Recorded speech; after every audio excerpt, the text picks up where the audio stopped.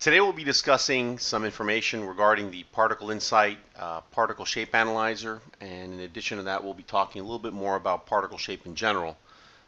But getting right into it, we tend to see particle shape a bit more common these days.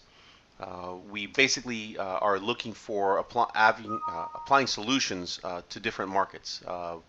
The particle size and particle shape market is very diverse. Generally, we try to sell these instruments or solutions to people who have raw materials that go into final products. This could be anything from the food industry, ion exchange resins, paints, wear debris, pharmaceuticals, abrasives. Very diverse market need for particle size and more recently particle shape. So once again, what we'll be talking about today is focusing mainly on what particle shape is. However, when we look at particle shape, we tend to have to also realize that we are talking about particle size as well, and what the area of industrial particles are that we're interested in. As we can see here, the area of what we consider industrial particles are anywhere between the nanometer range to the millimeter range. Now, in this scale, it doesn't seem like it's very much. But when we start looking at the different applications and the different techniques, it is very broad. This range covers anything from the viruses and proteins all the way up to sand and abrasives and paint. They also are satisfied with many different products, many different techniques. As you can see, we have different techniques for many different types of solutions. We can give you all size. We can look at different techniques having to do with sedimentation. So then when I sit down and I look at this, I tend to ask myself the question, about particle shape and size, and why is that important? So let's look at that and let's talk about that a bit. So with so many different techniques available right now in the industry for particle size, why would I also want to know particle shape? And that's a very good question. In order to do that, we have to understand the difference between what's called a direct measurement and an indirect measurement of particles.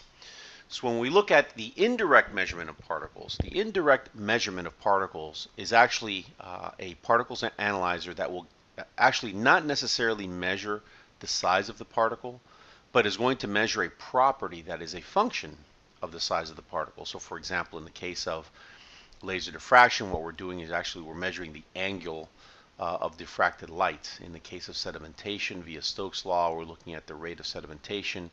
In the case of electrical sensing zone, we're looking at the volumetric displacement.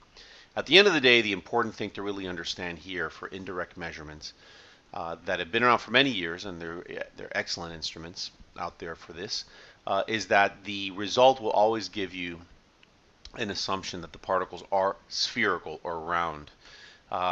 This is where the necessity for particle shape has come up. There is obviously a world of particles out there in industry that are not round. So assuming and representing your data as if the particles were round may be a bit misleading.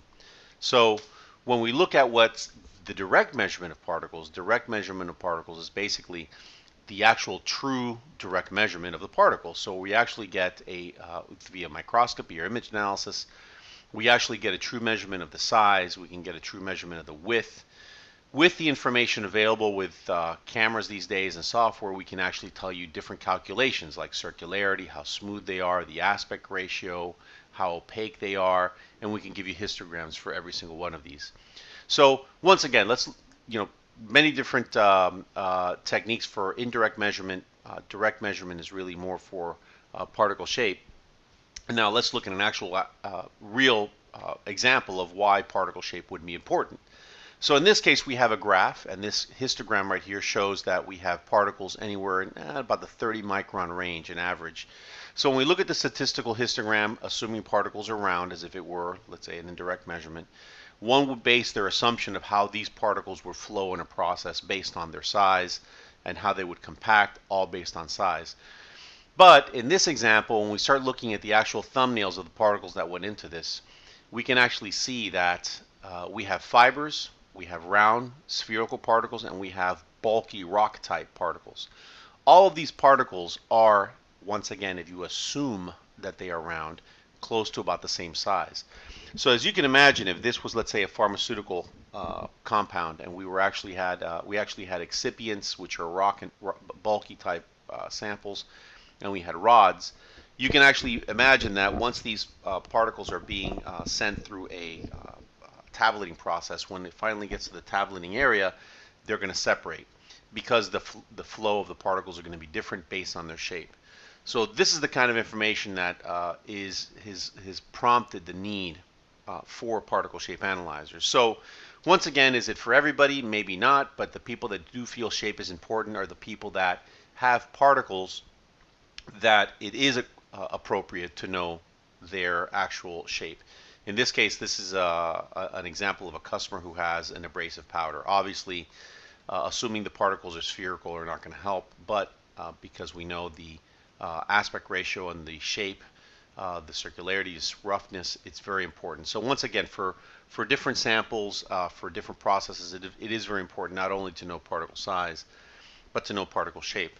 Another nice thing that the image analysis instruments bring for dynamic image analysis and static image analysis is the fact that we can actually have a thumbnail of every particle. So back in the day with the other instruments, you look at particle size distributions and you may see some very large particles. You really didn't know if they were agglomerates, if they were bubbles. Obviously, as you can see, image analysis instruments have the ability of giving you the actual thumbnail of every single particle, not only all the statistics of every single particle, but the actual thumbnail. So seeing is believing, a picture's worth 1,000 words, that all kind of applies here. So I just mentioned two different things. I mentioned dynamic and static image analysis. Let's talk about that a little bit. Both of these methods are actually have an authority called the ISO 13322, which is a standard for image analysis. There are two different versions. One is the -2, one is the -1. One is for static, one is for dynamic. The main difference between the two is that one is basically a microscope. The particles are not in motion, and the other one, the particles are in motion. So in our case, what we're talking about is the dynamic image analysis, which is really a high-speed image analysis type product. And now this graph right here kind of shows how it basically works. We have a light source with particles that flow through down a sample cell, and that the pictures are taken.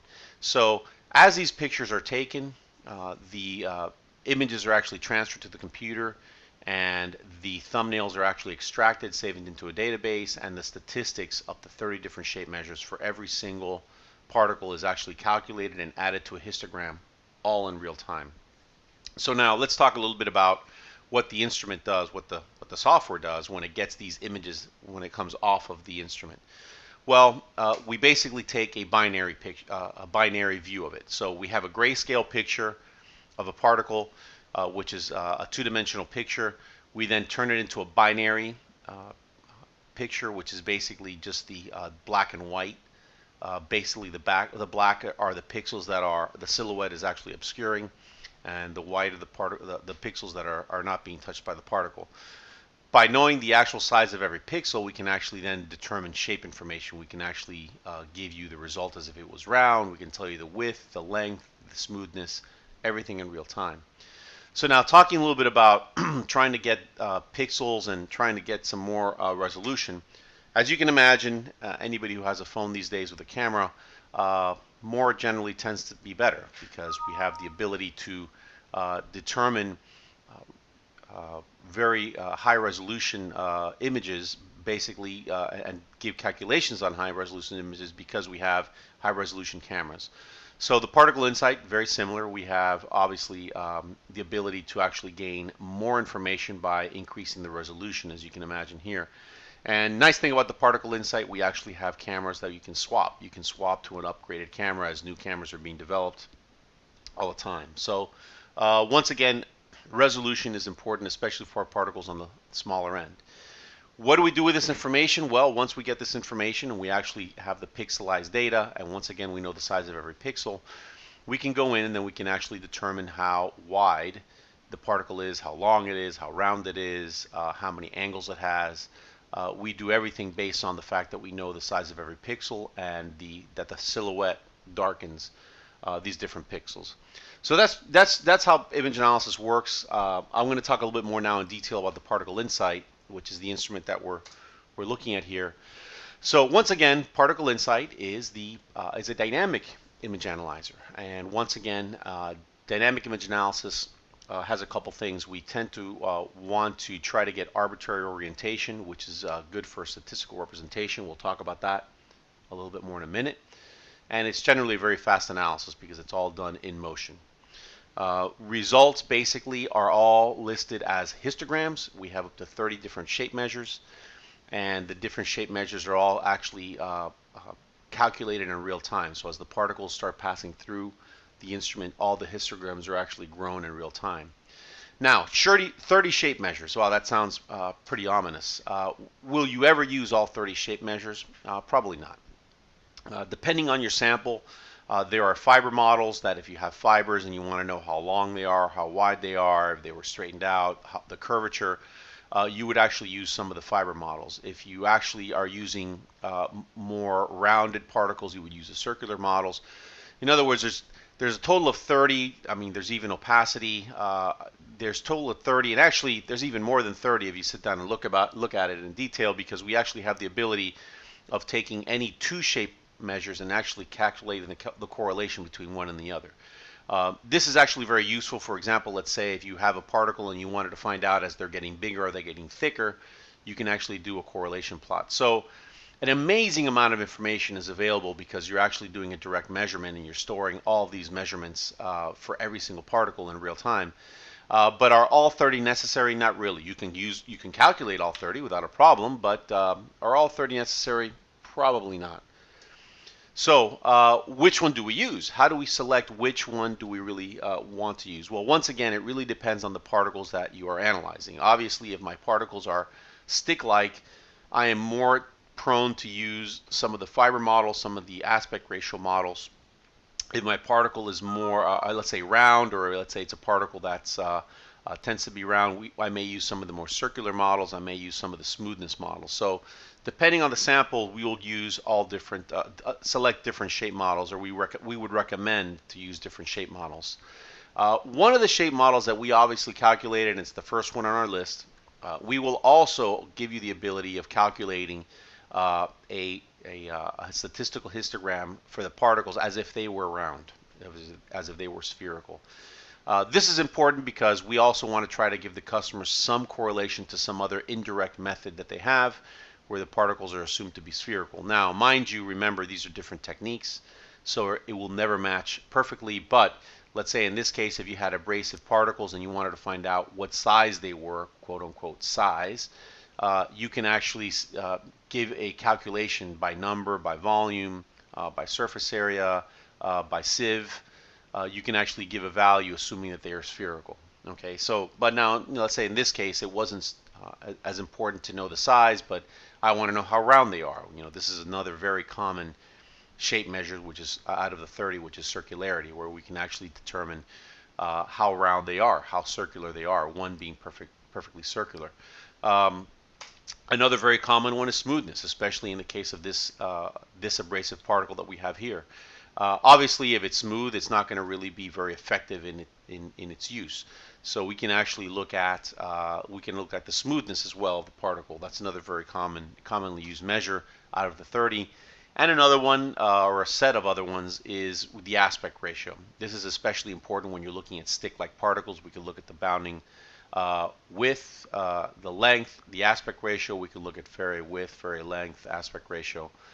So different measures for different particles. So we talked a little bit now about the shape measures. Let's talk about a little bit more about how the hardware works.